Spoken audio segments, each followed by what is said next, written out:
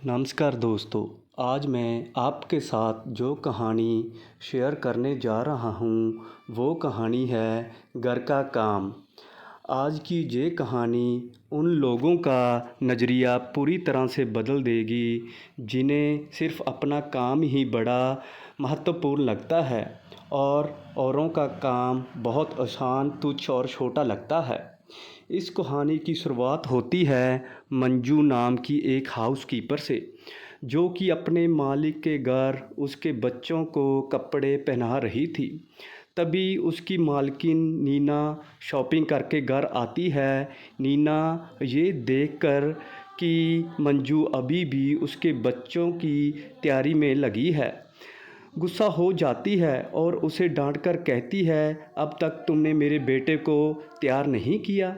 मंजू बड़े अदब से अपनी मालिकन को कहती है कि माफ़ कीजिए मैडम, मैं दूसरे कामों में लगी हुई थी, इसलिए थोड़ी देर हो गई। नीना मुंह चिढ़ाते हुए कहती है, ऐसा क्या बड़ा काम करती हो, घर के काम ही तो करती हो, फिर भी कहती हो कि बिजी थी। मंजू, जो कि अपना काम बड़े ही ईमानदारी से करती है, फिर भी ये सब शांति से सुन लेती है और कहती है कि माफ़ कीजिए मैडम, मैं अभी फटाफट बाबा को तैयार कर देती हूँ। नीना कहती है, ठीक है, मैं दिन पर शॉपिंग करके बहुत थक गई हूँ, मैं अपने रूम में नहाने जा रही हूँ और अपने साथ लाया हुआ सामान नीचे ज़मीन पर फड़कते हुए कहती है, इसे तुम मेरे रूम में पहुँचा देना। और हाँ, मेरे बेटे के टी शर्ट पर अभी भी सिलवटें नज़र आ रही हैं, उन्हें इस्त्री करके सही करो। मंजू अभी भी शांत है। वे कहती है, जी मैडम, और निपना वहाँ से चली जाती है। दोस्तों, ये घटना हमारे जहाँ आपके मन में मंजू के लिए दया और नीना के लिए नफ़रत पैदा कर सकती है। और शायद आप सोचोगे कि क्या ऐसे लोग भी दुनिया में होते हैं? तो मैं कहूँगा जी हाँ, होते हैं और हमारे आसपास ही होते हैं। मगर हमें ऐसे लोगों से नफ़रत करने की नहीं, बल्कि उनके विचार बदलने की ज़रूरत है। चलिए कहानी में आगे बढ़ते हैं। एक दिन नीना, उसका हस्बैंड गौरव और उसका बेटा तीनों डाइनिंग टेबल पर बैठे होते हैं और मंजू उनको खाना सर्व करने के लिए किचन से खाने का सामान ला रही होती है। क्योंकि उसने एक साथ 3 प्लेटें अपने हाथ में पकड़ी होती हैं, तो उसे धीरे धीरे से चलने उन्हें संभालना पड़ रहा होता है। ये देखकर गौरव उसकी हेल्प करने की सोचता है और अपनी कुर्सी से उठने ही वाला होता है। तभी नीना उसे रोक लेती है और कहती है, तुम कहाँ जा रहे हो, उसे करने दो, वही तो उसका काम है, उसी का तो हम उसे पैसा देते हैं। मंजू जैसे तैसे बैलेंस करते हुए तीनों प्लेट डाइनिंग टेबल पर लेकर आती है। जब वहाँ नीना के सामने वे प्लेट रखती है तो उसमें मटर पनीर देखकर नीना की आंखें गुस्से से बड़ी हो जाती हैं। वे तुरंत चिल्ला के कहती है, तुम्हें थोड़ी सी भी अक्ल नहीं है क्या? जे समा खाना इसी हफ्ते में दूसरी बार हमें परोस रही हो, तुरंत इसे यहाँ से उठाओ और कुछ नया बनाकर लाओ।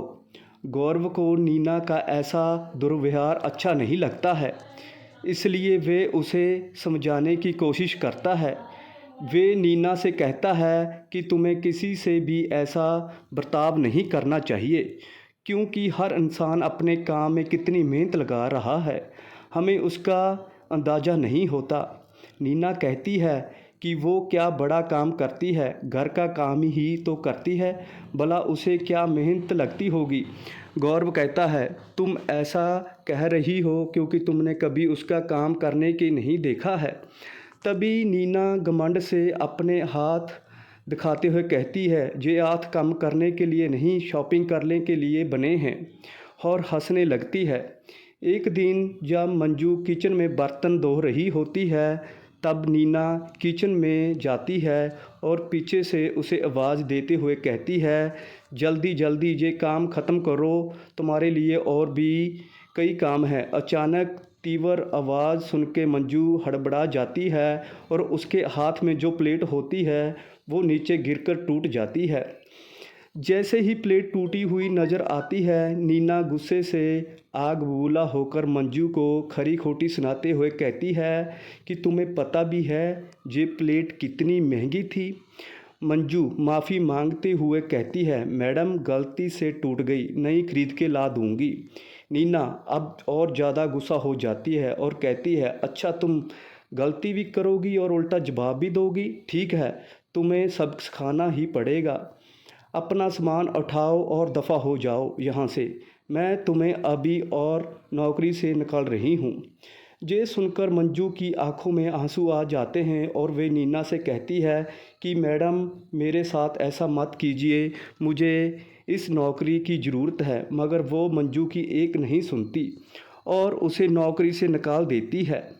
तभी गौरव किचन में आ जाता है और नीना से पूछता है कि क्या हुआ, मुझे कुछ टूटने की आवाज़ सुनाई दी, सब ठीक तो है? नीना कहती है कि मैंने मंजू को नौकरी से निकाल दिया है, तुम कोई और हाउसकीपर हायर कर लो। मगर गौरव उसे साफ साफ शब्दों में मना कर देता है, करते हुए कहता है कि अब बहुत हुआ, मैं किसी भी नए व्यक्ति को काम पर नहीं रखने वाला हूँ। अगर तुम्हें लगता है कि मंजू का काम इतना आसान है तो तुम ही घर का काम संभालो, और हाँ, अगर तुम मना करोगी तो शॉपिंग के बारे में भूल जाओ, क्योंकि मैं तुम्हें इसके लिए क्रेडिट कार्ड नहीं देने वाला। गौरव का ऐसा बदला हुआ रूप देखकर नीना उसे देखते ही रह गई और उसे सोचा घर का काम कितना मुश्किल होगा, ऐसा सोच के उसके लिए राज़ी हो गई। दरअसल गौरव के ऐसे बर्ताव के पीछे का कारण बड़ा ही साफ साफ समझ आता है कि वो नीना को वो सारे काम करवा के जिन कामों को या ऐसे काम करने वालों को तुच्छ समझती है, उन्हें करने के लिए कितनी मेहनत और लगन लगती है, इसके बारे में जान सके। अगले दिन सुबह से ही नीना घर के काम में लग गई। जब वो अपने बच्चे को तैयार कर रही थी तो उसे पता चला कि बच्चों को तैयार करना कोई बच्चों का खेल नहीं है। घर में साफ़ सफाई करते करते उसकी हालत पतली हो गई। उसने अपने परिवार का पेट भर सके इसके लिए घंटों रसोई घर में बिताए, और जब वो अपने बनाए खाने को डाइनिंग टेबल पर लेकर आई तो उसके बेटे ने एक नज़र देखकर ही उसे खाने से मना कर दिया। उस पल उसे एहसास हुआ कि जब कोई किसी की हार्ड वर्क का सम्मान नहीं करता तब कितना बुरा लगता है।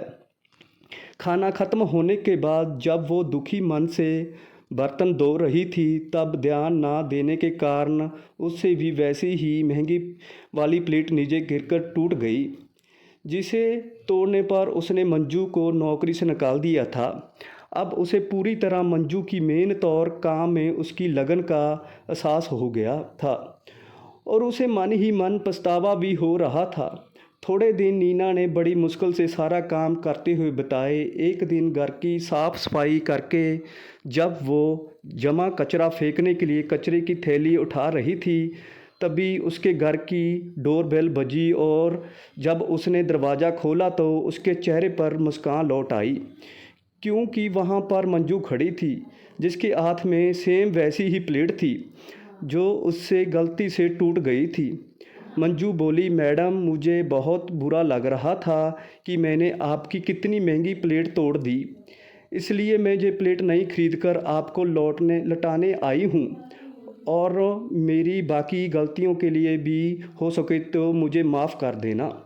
तब नीना ने उसे कहा कि तुम क्यों माफ़ी मांग रही हो, बल्कि माफ़ी तो मुझे मांगनी चाहिए अपने खराब बर्ताव के लिए, और सच में मैं शर्मिंदा हूँ। मुझे बिल्कुल अंदाज़ा नहीं था कि तुम्हारा काम कितना मुश्किल है जब तक मैंने खुद उसे नहीं किया। अगर तुम्हारी मर्ज़ी हो तो क्या प्लीज़ तुम वापस अपनी नौकरी पर आओगी? हमें और इस घर को तुम्हारी ज़रूरत है। मैं तुम्हारा पगार भी बढ़ा दूंगी क्योंकि मैं जानती हूँ तुम्हारा काम बहुत कठिन है। मंजू बहुत खुश होती है और कहती है कि ज़रूरत मैं वापस आऊँगी, और मुझे खुशी है कि आपने मेरे काम की रिस्पेक्ट की। मंजू नीना के हाथ में कचरे की थैली देकर कहती है, लाइए मैं इसे फेंक देती हूँ। नीना उसे मना कर देती है और कहती है, जे मुझे करने दो और अब से मैं तुम्हारे काम में भी मदद करूँगी। बस इतना बता दो, इसे फेंकना कहाँ है। दोनों हंसने लगती हैं। दोस्तों, ये सिंपल कहानी हमें सिखाती है कि हम सिर्फ सोचकर या देखकर किसी के भी काम में कितनी मेहनत, लगन या ध्यान लगता है, ये नहीं जानते। इसलिए हमें हर इंसान के काम और उस इंसान की रिस्पेक्ट करनी चाहिए। धन्यवाद।